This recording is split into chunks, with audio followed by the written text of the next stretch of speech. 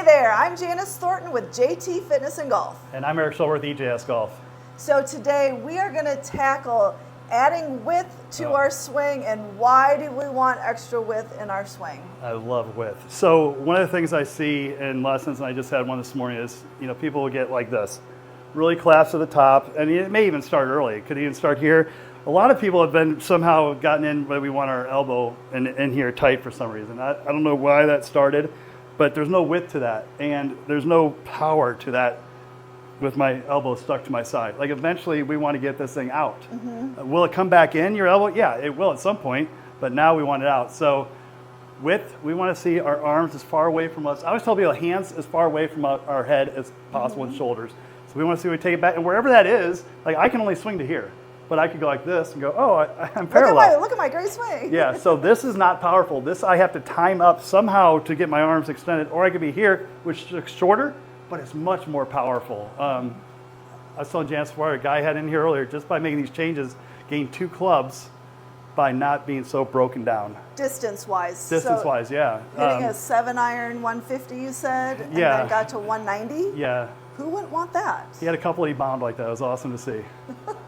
Okay, so I've got a drill for you to do. Again, getting into your address position. Anchor point's going to be on your side. You're going to just go into that rotation, bring your arms in, push out, really push, and come back. Now, truly engage your core. You need to draw those abs in when you are doing this exercise. Keep those shoulders back. You're going to rotate, bring it in, push out. And you got a nice turn too. I noticed like you're not swaying out here. You're doing your regular pivot, which is nice. Well, yeah. So I'm trying to also incorporate my regular swing, so that way I have my internal and external hip rotation going on.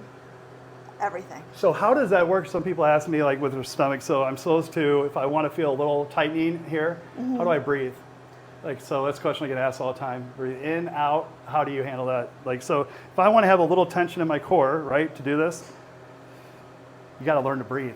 You got to learn while you're tensed up a bit, right? Well, a little bit, but if you are so tense that you can't breathe, then you are definitely too much. Okay.